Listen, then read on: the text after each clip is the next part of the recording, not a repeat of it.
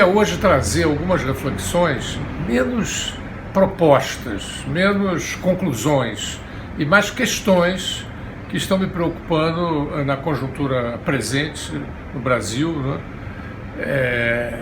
Como dar passos à frente. Nós vivemos uma conjuntura muito problemática, muito difícil. Muitos indícios vêm no sentido de que no campo do presidente, do Bolsonaro, há muitos indícios de que ele está derivando, não se sabe bem se isso está ligado ao seu temperamento errático, né? Ou se é uma linha definida, mas há muitos indícios, o Cid já abordou aqui na intervenção que ele fez, de que eles estão partindo para uma perspectiva de enfrentamento. Eu mesmo fiz uma crônica recentemente sobre os chamados militantes do incêndio, podia ter dito militantes do caos ou militantes do ódio. Há um grupo, um nicho de extrema-direita em torno do Bolsonaro e interessa a eles uma política de enfrentamento, uma política em que eles possam aparecer como os salvadores da pátria. Há essa perspectiva se desenhando. Será que o Bolsonaro partiu para essa mesmo, ou se teremos aí uma questão errática, um comportamento errático?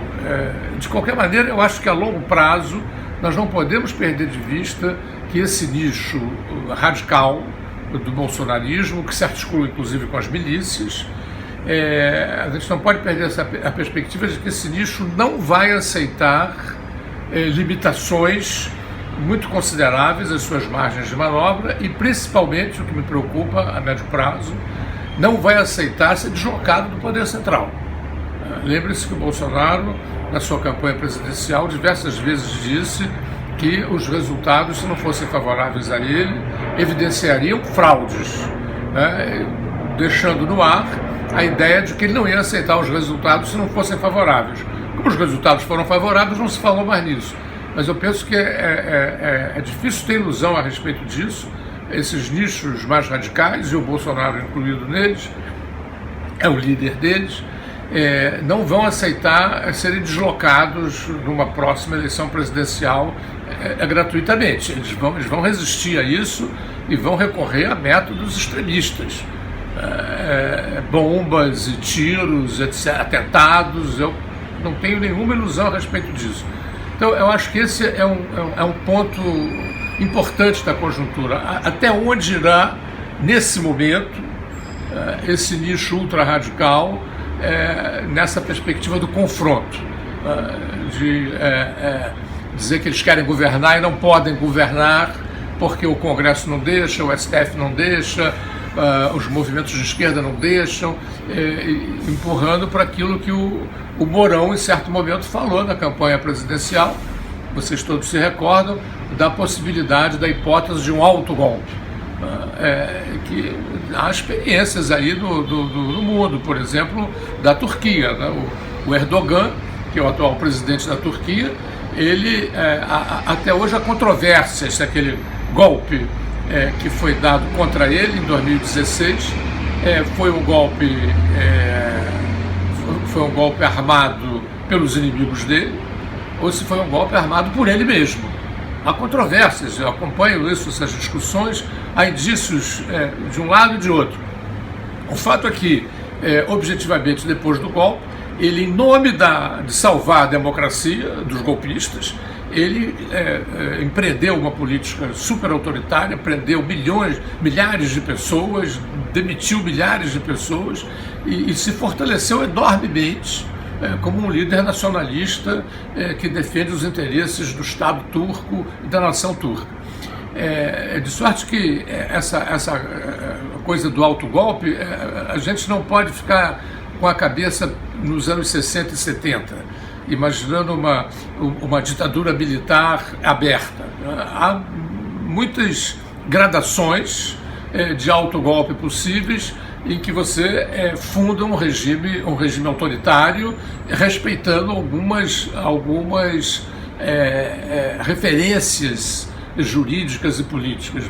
Não é propriamente uma ditadura aberta, mas é um regime autoritário duro, não é? Como esse exemplo da Turquia é um exemplo a se pensar, de como numa conjuntura determinada um político autoritário, em nome da democracia, pode fortalecer o seu poder e estreitar o nível de margens de luta democrática. Então essa é a primeira questão a se pensar, né? Como tratar esse nicho ultra-radical que tem no presidente Bolsonaro uma de suas expressões maiores, mas que também implica um conjunto de generais, e aí se destaca o general Heleno Augusto como um homem que tem se declarado, tem se expressado uma irritação e uma raiva, não é, dos adversários, essa história dele bater com o punho na mão e dizer que o Lula devia ter prisão perpétua, mesmo que não se defenda radicalmente o Lula, é um tipo de declaração muito impressionante. Mas uma segunda questão que eu queria trazer é a questão das Forças Armadas, que tem sido pouco pensada. Ao longo de toda a nova República, as esquerdas pensaram muito pouco a questão das Forças Armadas. Afinal, as Forças Armadas compram esse projeto ultraliberal? Vão apoiar esse projeto ultraliberal? Vão estar disponíveis para um autogolpe? Há contradições entre elas? É possível discutir essas contradições, inclusive com elas próprias? Penso que essa questão é uma grande nebulosa ainda, uma grande bruma aí, nevoeiro que não se vê muito através delas. É como se as Forças Armadas estivessem destinadas necessariamente a se perfilar com o Bolsonaro. O Bolsonaro está fazendo tudo para cativá-las. Lembre-se que o Bolsonaro foi expulso do Exército, então havia muitas resistências a ele, mas ele está fazendo. Vocês devem estar percebendo, ele está sempre presente em solenidades militares, quaisquer que sejam elas, ele está ali, abraçando os militares, dando força aos militares. Então, é pacífico que ele possa levar os militares a uma aventura autoritária, e nesse sentido, os militares vão, como fizeram os militares chilenos, mas em troca de muitas compensações, que eu não sei se poderão ser dadas aqui, vão comprar esse projeto ultraliberal do Paulo Guedes, não é? Porque isso entra em contradição com uma certa tradição nacional estatista que as Forças Armadas no Brasil têm. Um segundo ponto aí de interrogação para a gente pensar a conjuntura. Um terceiro ponto que me preocupa também, e aí do lado de cá, do lado das esquerdas, do lado das forças democráticas, é como vai se desdobrar esse processo inaugurado em tão boa hora, pioneiramente, pelos estudantes do Pedro II, que foram às ruas cercar o Bolsonaro lá, presente na Escola Militar aqui do Rio de Janeiro. Eles foram às ruas protestar contra as políticas de destruição da educação pública, e esse movimento foi seguido depois pelas grandes manifestações do dia 15 de maio. Depois a gente teve mais 2 dias de protesto. Que desdobramento dá a esses movimentos? Eu penso que isso é uma grande questão. Houve expectativas um tanto ou quanto delirantes, a meu ver, em relação à possibilidade. Lá na minha página do Facebook, eu vi gente, inclusive, que imaginou que a greve seria tão poderosa que seria capaz de derrubar o Bolsonaro. Claro que isso foi uma expressão minoritária, né? Mas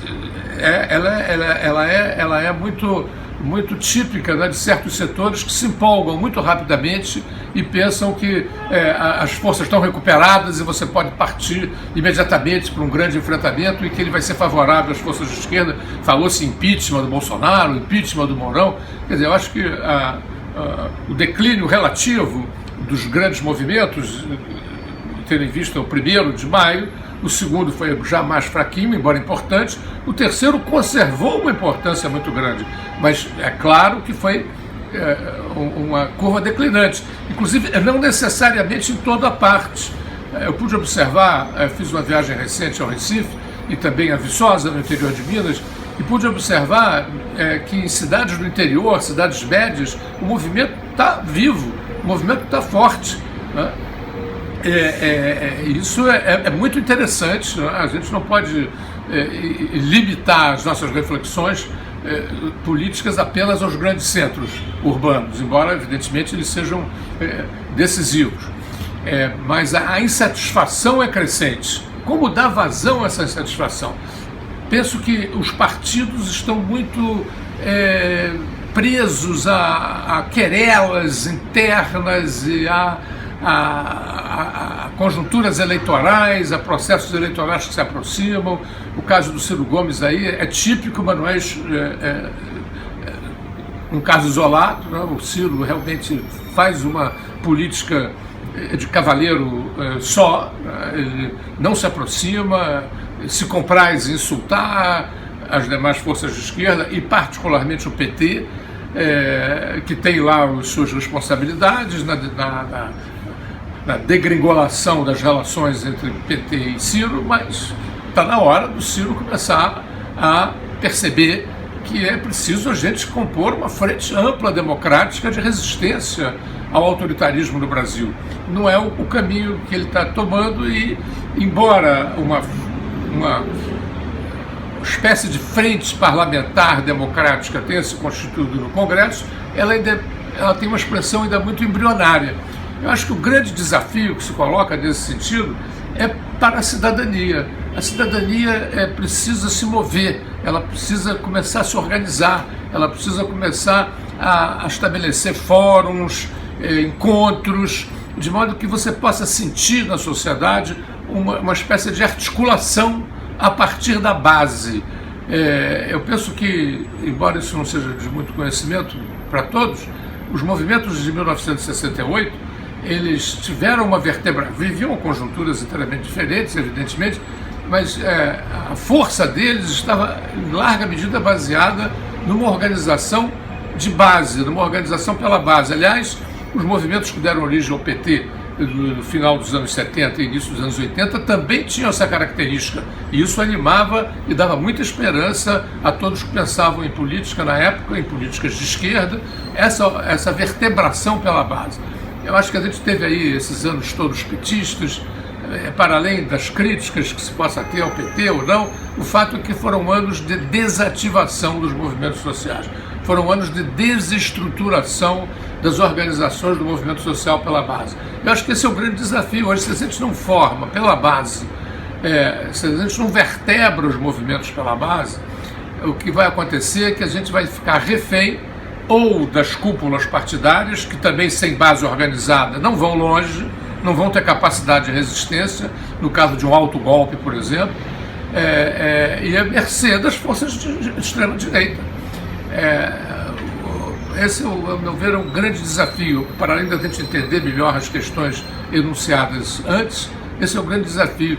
A cidadania tomar iniciativas. Os meninos do Pedro II, quando eu penso neles, tomar iniciativas pioneiras, acho que há um certo amadurecimento nesse sentido na sociedade brasileira, de insatisfação com a situação, de insatisfação com os partidos políticos, sem negar os partidos, sem hostilizar os partidos, se não era a hora, se já não passou da hora das pessoas tomarem iniciativas para se organizar, para começar a se vertebrar, para participar em manifestações, a longo prazo, para bater eleitoralmente a extrema-direita e também, a médio e longo prazo, ter melhores condições de resistir a um eventual autogolpe, não apenas com palavras, mas com força organizada, com forças nas ruas, que isso é, muitas vezes, a condição decisiva para esvaziar ou impedir ou derrotar autogolpes. Fiquemos espertos nessa perspectiva da auto-organização pela base e não deixe de se inscrever no nosso canal, aí no sininho, porque aí vocês estarão habilitados a receber sempre informações a respeito das nossas mais recentes emissões.